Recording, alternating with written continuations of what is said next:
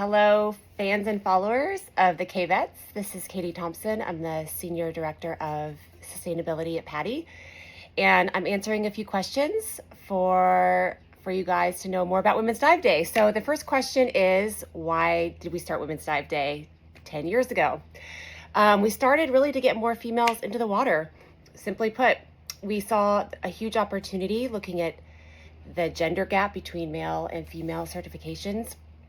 And we started looking at our own imagery and how we were talking to her, to the female consumer, female divers, and how we weren't maybe talking to her.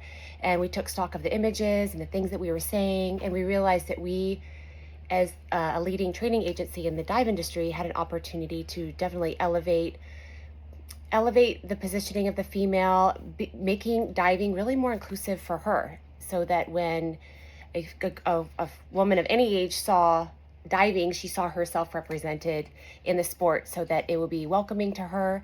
So our goal really over the past 10 years is to really make diving more inclusive, more foster that sense of belonging for females around the world, and really to provide a bigger platform for the voices of our amazing female divers out there, and just hopefully to continue to build on the shoulders of the pioneering women that came before all of us, like Sylvia Earle and Lottie Haas and Eugenie Clark and countless others.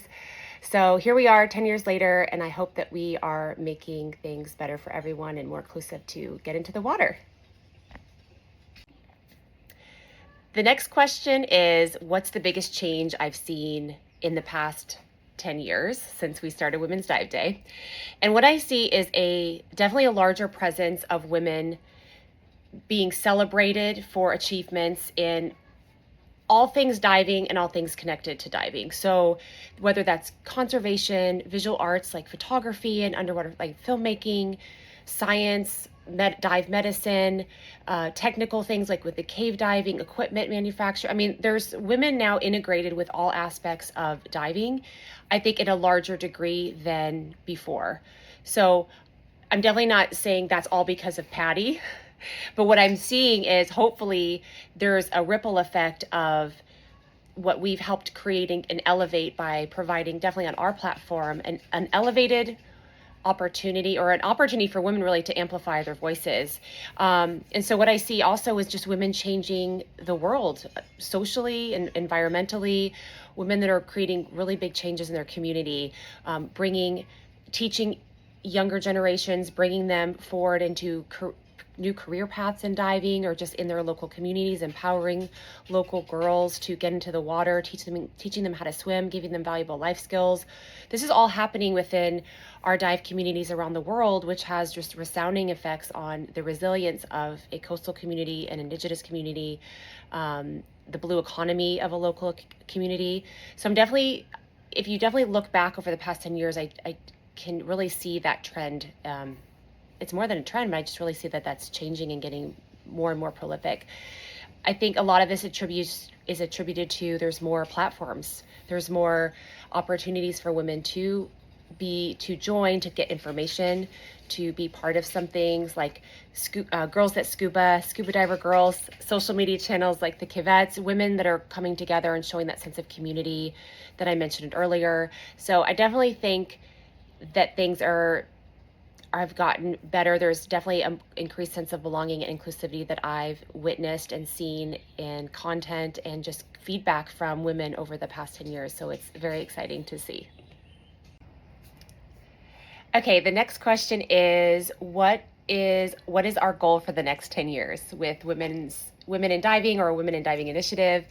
And that's definitely to continue to build upon what we've done over the past 10 years as far as getting women into the water, but having them continue their education to become rescue divers is our biggest initiative.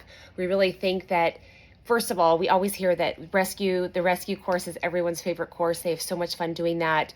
And what it does, it just builds tremendous competence and confidence in the water that can be applied outside of just diving, which is tremendous. It's just a great life skill to have, learning those like life-saving techniques, learning how to help your buddy, and it just kind of gives you that confidence that you completed something and worked hard for something, and then can use that as you go through your daily life. And I just think that's really empowering. So rescue diver, and then hopefully just bring them all the way through if they're all the way to master scuba diver. And then of course, as you go further and further, I guess, up the trajectory of recreational to professional levels, the amount of females that are certified at those levels gets smaller and smaller. So you would have the least amount of females at the course director level.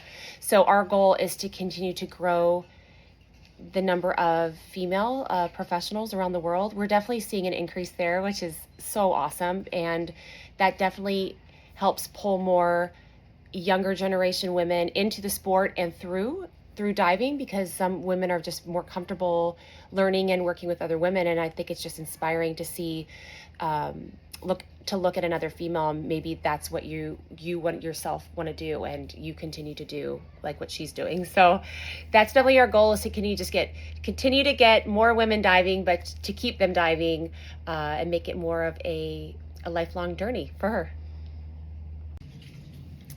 Okay, the next question is, do I have any advice for females who are thinking about continuing their diver journey? So this could be taken as, I'm assuming you've already started diving, or maybe you've taken a Discover Scuba course, or maybe you're just open water and you want to keep going, or maybe you're even considering a career in diving.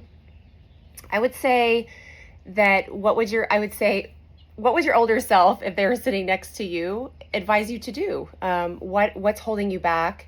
Have you reached out to the community? Have you gone to a local dive center? Have you asked your friends, or possibly there's a mentor in your life you can speak to about if you really wanted to go professional, or even dive master, about their experience to really help answer those questions that you might have, or calm any fears that you have.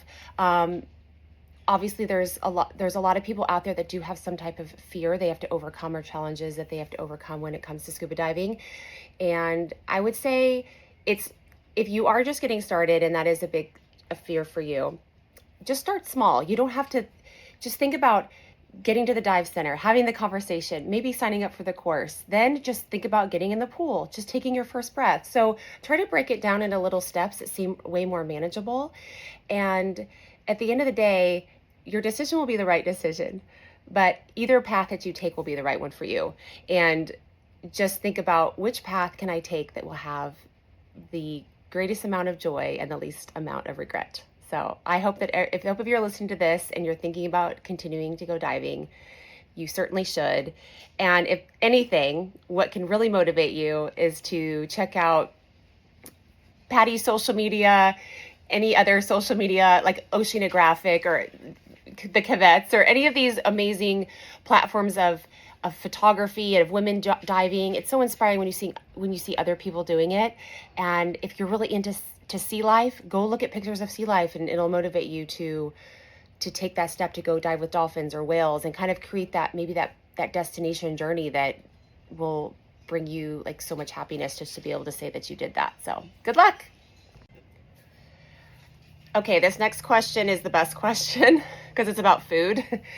So they asked me we get very hungry after a dive. What do you eat after you dive, or what's the best thing to eat? So I'm from Texas originally, and I love Mexican food.